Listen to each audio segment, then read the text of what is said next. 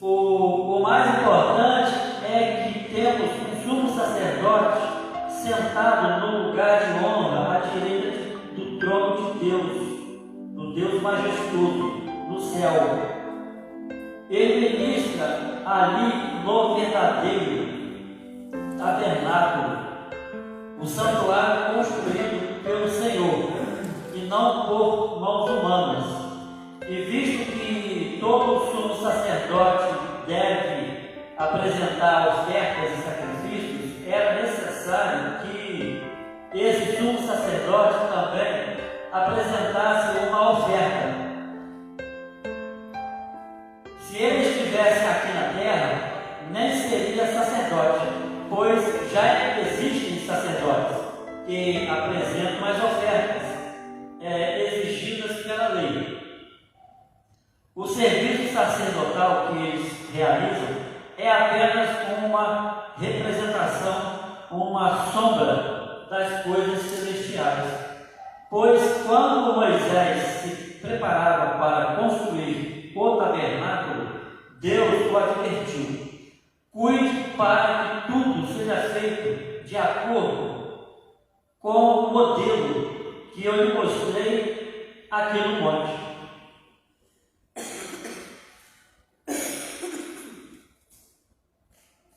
Aí a gente dá uma brevíssima pausa e se reporta lá para o Monte Sinai, que hoje é território da autoridade egípcia. Estava acontecendo ali um terremoto, porque Deus estava ali. Na minha imaginação, o Monte Sinai parecia como um vulcão, porque a descrição lá no texto é que havia fumaça, relâmpago e tremor, e um som de trombeta insuportável aos ouvidos de toda a congregação de Israel, porque temeram. Então a presença de Deus estava ali. Naquele momento, Deus estava dando para Moisés a instrução da cópia do que estava na eternidade para eles fazerem na terra. Então imagine que ele foi advertido para ter cuidado, para fazer conforme lhe foi mostrado. E o que foi mostrado para Moisés? Esse tabernáculo aqui que o escritor aos Hebreus está falando, no qual Jesus entrou como sumo sacerdote, um tabernáculo que não poderia ser feito pelos artífices de Moisés, mas que Deus mesmo tinha construído. Então nós podemos imaginar assim: toda a descrição do tabernáculo, a sua composição, e posteriormente a construção do templo, que também o interior do templo continha toda a arquitetura, o desenho da onde Deus está. O tabernáculo santo, a casa de Deus. E que Jesus deveria vir aqui, como veio, e oferecer também uma oferta. E a oferta seria Ele mesmo, pelos nossos pecados. Então, esse lugar que Deus construiu, a figura, ou como ele é chamado aqui pelos escritores hebreus, a sombra da realidade, foi encaminhada a Moisés que desenhasse e construísse esse lugar. Nos foi mostrado, pelo menos foi mostrado fisicamente para o povo de Israel. Nós não vimos, nós temos o texto, a descrição. Então o que quer dizer? Que o entendimento da construção do templo de Jerusalém, tudo que havia ali dentro, é algo que revela uma realidade desconhecida de nós, porque somos uma geração muito posterior, que o ambiente estrutural da eternidade é algo que nos está mostrado na Bíblia e que Deus já construiu e que está preparado para aqueles que creem. E aí, eu quero ir lá em Apocalipse depois, para ler junto com os irmãos parte da estrutura desse ambiente. Está lá em Apocalipse. A promessa que está dentro do conjunto da promessa de Jesus com respeito à ressurreição. Porque ele deixou muito claro: eu ressuscitarei no último dia aqueles que creem em mim. É meu compromisso. João capítulo 6, principalmente, Jesus fala pelo menos 3 vezes ali sobre essa ressurreição, essa restauração desse tabernáculo, no caso do tabernáculo humano, não é? Para ser preparado para entrar nesse lugar santíssimo, Santo dos Santos, que é o lugar, o ambiente da existência de Deus, e que o escritor aos Hebreus está trazendo esta palavra para a igreja, esses irmãos, para animá-los quanto à perseverança, porque a ideia da carta aos Hebreus, além de outras questões, é trazer para os irmãos uma palavra de que eles precisavam continuar perseverando quanto à confissão de fé. E ele então faz aqui uma descrição da importância de que eles precisavam continuar perseverando e não se prenderem lá atrás nas figuras que foram dadas a Moisés. Não é? E há muita coisa a ser dita. Não vou falar hoje, apenas citando bem rápido. O momento que vivemos hoje, temos observado uma tendência de se voltar às figuras. E não é muito difícil se não ficarmos atentos. E os escritores hebreus estão instruindo os irmãos: vocês vão sair das figuras agora, porque vocês têm a realidade. A realidade que está posto no céu foi representada aonde Jesus entrou, e ele está destacando o quê? A autoridade do sacerdócio de Jesus para a nossa garantia da nossa salvação e da nossa morada nesse tabernáculo que Deus construiu. E como Moisés foi advertido, e eu fico impressionado a questão, não com a questão da advertência, mas da precisão da construção. Os detalhes, Deus deu para ele detalhes em centímetros dos móveis, da construção e tudo mais. Isso nos leva a pensar o seguinte: o que há na eternidade, o meu objetivo é trazer para os irmãos que se batizaram recentemente, com que eles estão envolvidos, e para não permitir que o batismo deles seja anulado. Porque temos um ministério para eles: o batismo é anulado, pode ser anulado, pode ser desconsiderado, pode perder o selo. Depende de quem foi batizado, o que ele fará com o que ele recebeu.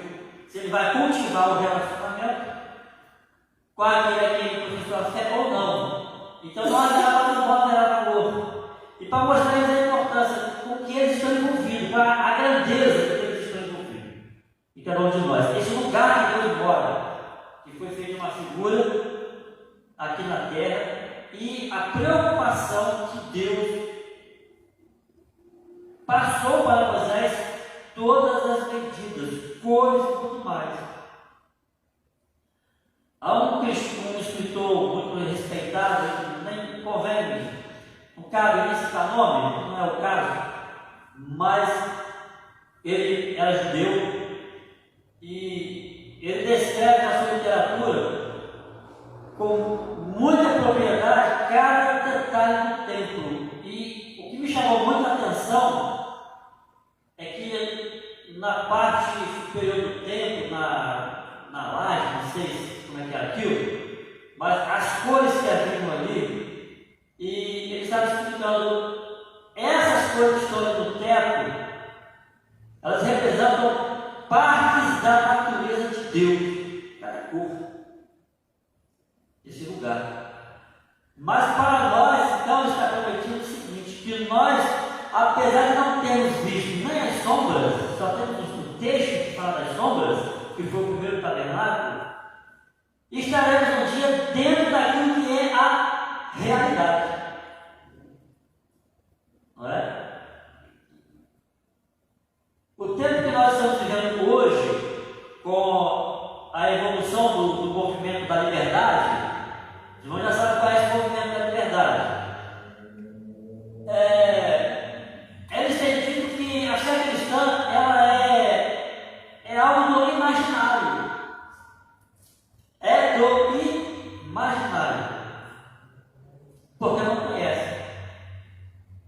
E de fato, a realidade dessa grandeza, desse tabernáculo, que é o local da existência de Deus, para onde a igreja vai, que o escritor de Deus está nos trazendo, parece ser realmente algo imaginário, mas não é.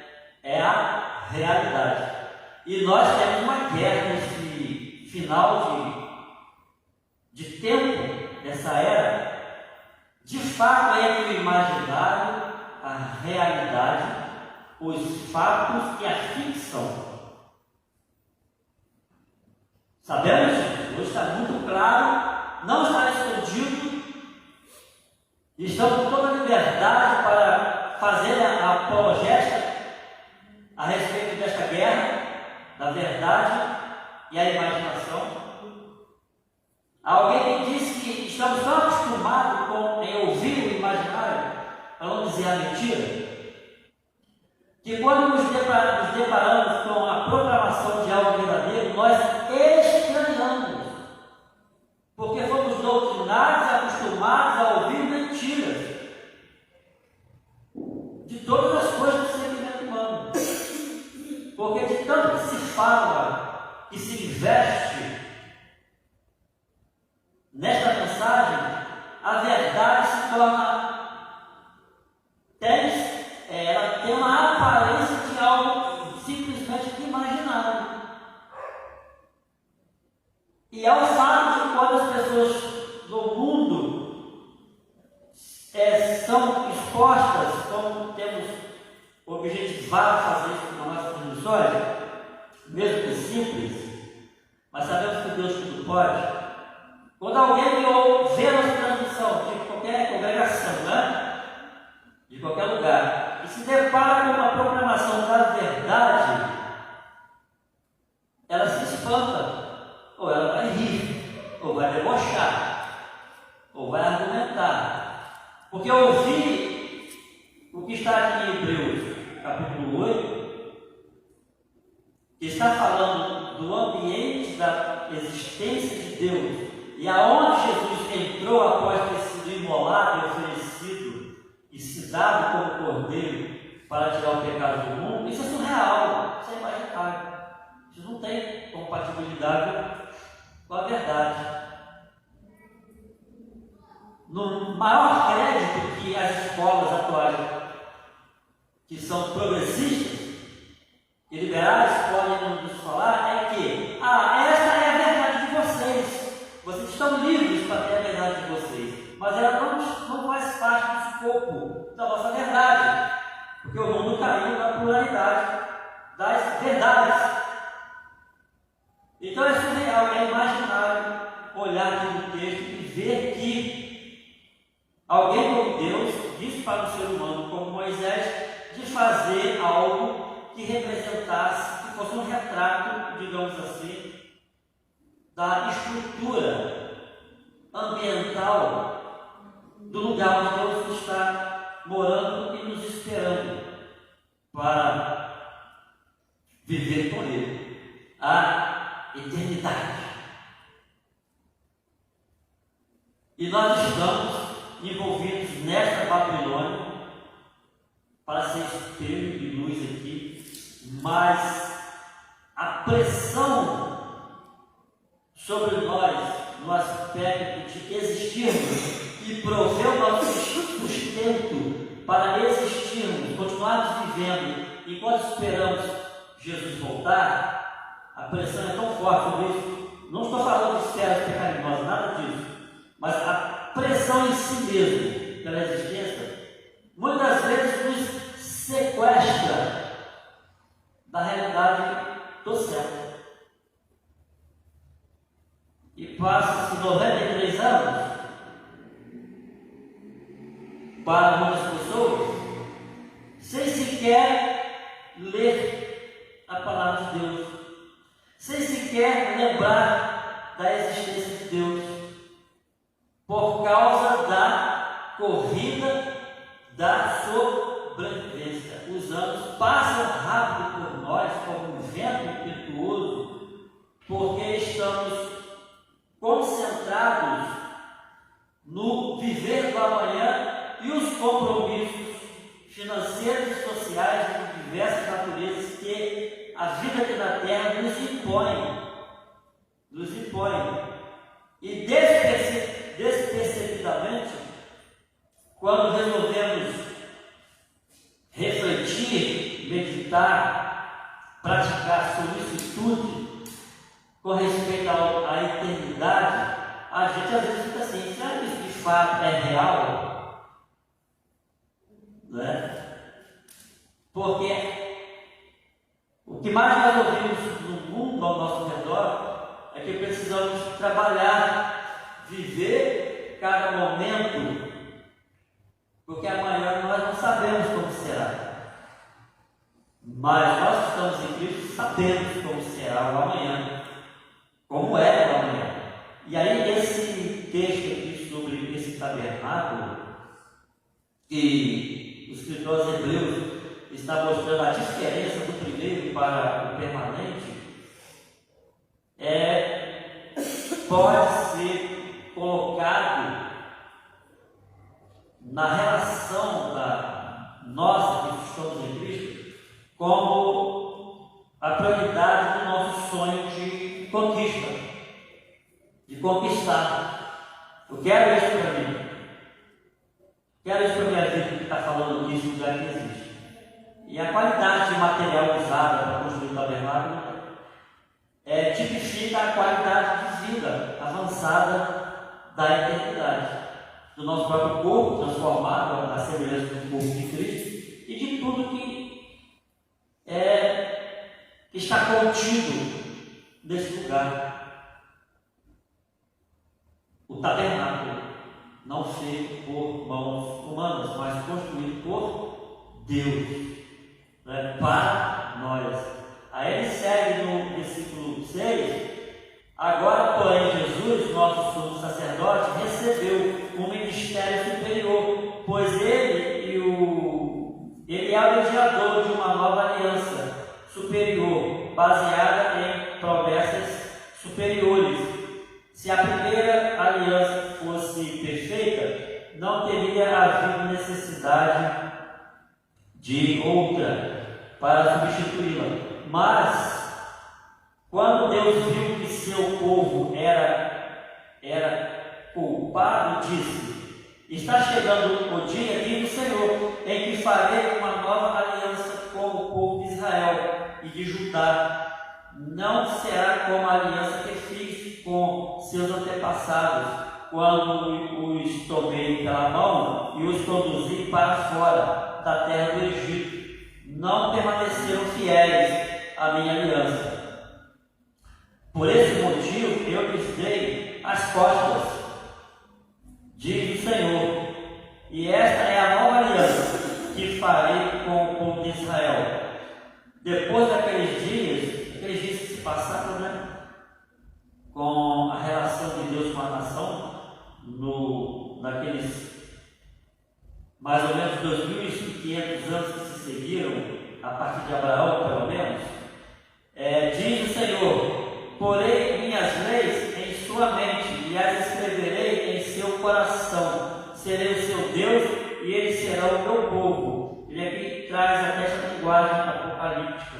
Verso 11: e não será necessário ensinarem a seus vizinhos e a seus parentes, dizendo: você precisa conhecer o Senhor, pois todos, desde o mais humilde até o mais importante, me conhecerão, e eu perdoarei sua maldade, e nunca mais me lembrarei de seus pecados. Quando Deus fala de uma nova aliança, significa que tornou obsoleta a aliança anterior. E aquilo que se torna obsoleto e antiquado, logo desaparece. Ela encerra o capítulo. Na verdade, não sei se os irmãos que se batizaram vão aceitar a minha instrução, mas eu vou instruí-los a ler de uma vez só. Na verdade, é o capítulo final do capítulo 4 até o capítulo 10, que é uma unidade a respeito desse sacerdócio que é, e a compreensão do compromisso cristão para não ter o batismo anulado. Porque eles falam aqui sobre os iluminados que foram a eles revelados e receberam e entenderam, não há o que pregar mais para eles. Não é? Há um mistério de Deus nessa palavra aqui. Eu ouvi algo nesse vídeo, alguém dizendo a respeito de um missionário muito antigo, isso coisa de 200 anos para trás, era pregador, ele costumava dizer assim: olha, nas palavras dele, a oportunidade para ouvir a proclamação da redenção é apenas uma vez para cada pessoa, porque precisa dar oportunidade para o próximo, para ouvir. Não é? Há um grupo de pregadores antigos conhecidos como os pregadores radicais, mas eles que mudaram toda a história de uma pós-reforma,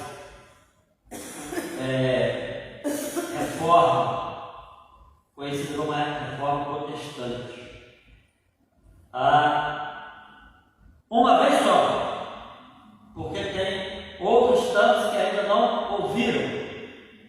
Eles eram assim porque eles queimavam nos corações a respeito da urgência da pregação para a salvação das pessoas, não que eles eram de fato radicais e ignorantes quanto ao amor e à importância que todas as pessoas devem receber, mas o caráter de urgência que há em todo aquele que se encontra com Jesus. Ele falou: eu preciso fazer isso, porque os dias são chegados. E então, do capítulo, final do capítulo 4 de Hebreus até o 10, é esse ambiente de urgência, porque existe um lugar preparado por Deus que não deve ser subestimado a sua existência, e a urgência com que precisa ser buscado, porque brevemente será realizado. O que parece ser imaginário para a sociedade, porque a igreja proclama, quando a sociedade se espantar, verá uma igreja que já está se despedindo da sociedade atual. E enquanto estamos nos despedindo, estamos dizendo: arrepender que o reino dos céus está chegado. Então, o que é imaginário para uma sociedade presente, pluralista, liberalista e progressista, será tão rápido para eles que vão dizer assim: como que foi assim? O que é isso? Não é?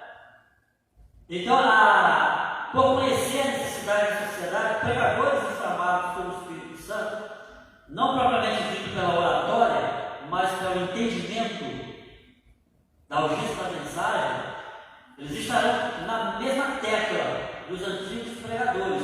Há uma verdade que precisa continuar sendo dita, que tem se tornado no discurso filosófico da humanidade, do que já falei, de ser algo imaginário e que não é, e que está prestes a ser realizado definitivamente. Por quê? O tabernáculo que foi feito pelas mãos de Deus, não pelas mãos humanas, cujo ofertante principal do sacrifício é o seu próprio filho, não é? Que se deu para cumprir essa expiação dos pecados da humanidade, para viver nessa sociedade avançada, para esse ambiente da morada de Deus. E aí, para finalizar, aqui no capítulo 21 de Apocalipse, há um pouco mais da realidade desse tabernáculo que o escritor aos Hebreus estava falando para os irmãos, no capítulo 21.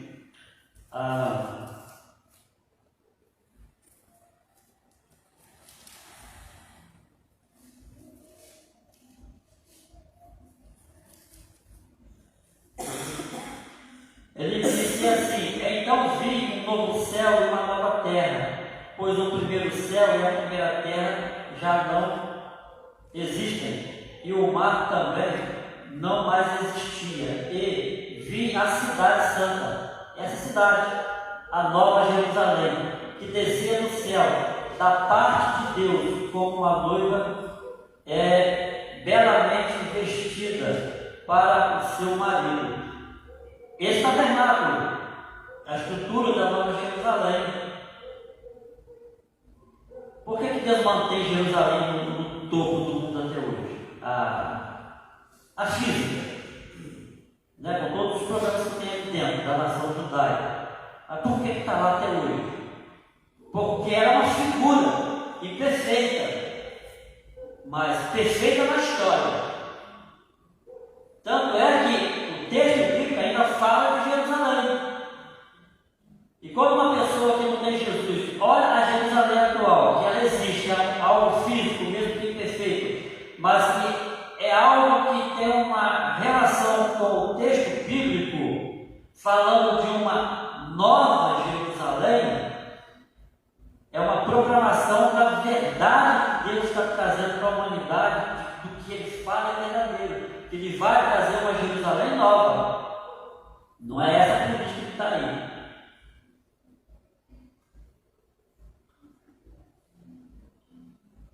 Então, uma nova Jerusalém. Verso 3: ouvi uma forte voz que vinha do trono e dizia, lá em Hebreus capítulo 8, o escritor aos Hebreus está dizendo que esse sacerdote sentou à direita de Deus em um trono. Esse trono é a nova Jerusalém, essa cidade, esse tabernáculo, não é? Veja o tabernáculo de Deus que está no meio do seu povo. Deus habitará com eles e eles serão o seu povo. O próprio Deus estará com eles. Onde? Neste tabernáculo santíssimo, essa morada santíssima. Ele lhes enxugará dos olhos toda a lágrima, e não haverá mais morte, nem tristeza, nem choro, nem dor. Todas essas coisas passaram para sempre. E aquele que estava sentado no trono disse: veja, faço novas todas as coisas. Em seguida diz: escreve, porque isto é digno de nota. Essas palavras são fiéis e verdadeiras.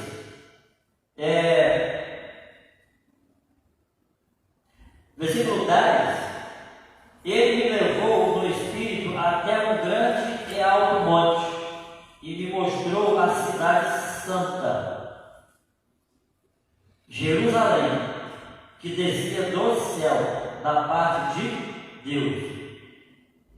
Ela brilhava com a glória de Deus e cintilava como uma pedra preciosa, como jaspe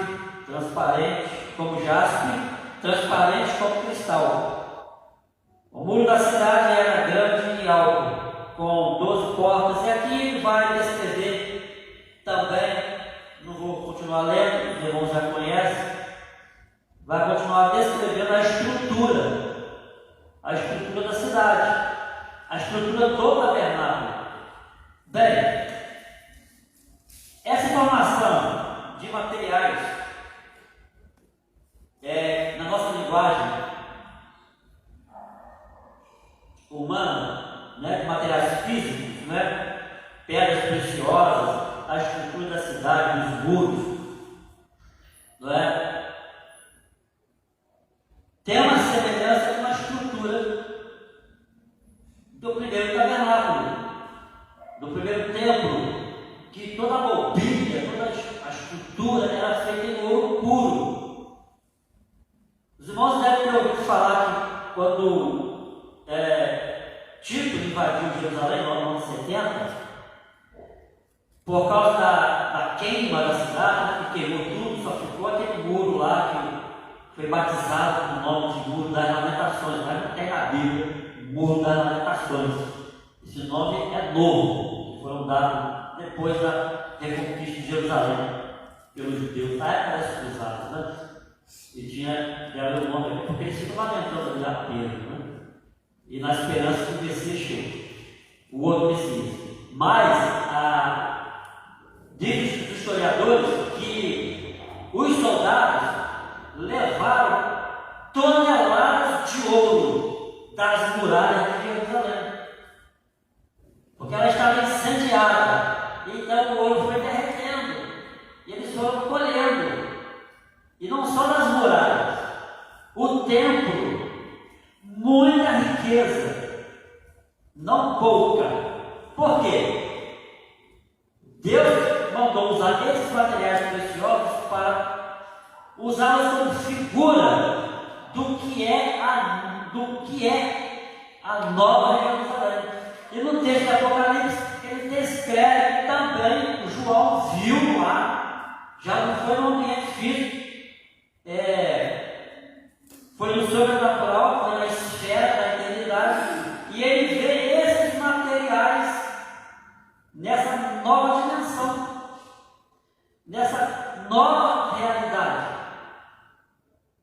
O tipo de matéria, o tipo de vida, a condição estrutural de uma, não sei se eu falo, as palavras são difíceis de trazê-las para o natural, mas a estrutura de um espírito, mas um espírito que tem presença corporal. Espírito é invisível, precisa de corpo, mas será semelhante ao de Cristo. Então todo o aspecto estrutural desse tabernáculo, que esse sacerdote entrou, que nos foi dado. Então, irmãos, até o próprio texto bíblico, porque está escrito em letras humanas, ele não dá a condição necessária para a gente vislumbrar o que nos foi dado para toda a eternidade. Então, precisamos de uma igreja atenta. Nossos irmãos batizados, por pouco tempo, temos dito, fiquem atentos, não se distraiam. Porque a perda, se caso alguém passar desapercebido na existência por aqui, a perda será irrevogável, irreversível para esse tipo de existência que nos foi dado, avançadíssimo, sem choro, sem fome, sem dor, um tipo de matéria eterna que nunca se consumirá por toda a eternidade. Quantos anos de vida uma pessoa terá na eternidade? Não é? Quantos aniversários a pessoa terá na eternidade? Então, e quando refletimos no destino dos que vão para a eternidade sem Jesus, aí ela não está. Aí cresce a exigência chamado urgente de se gritar e falar para as pessoas, porque elas estão correndo risco de vida, as que não estão atentando para uma tão grande salvação. Não sei se é isso do capítulo 11 ou 12 de Hebreus, né? Devemos atentar para essa grandiosa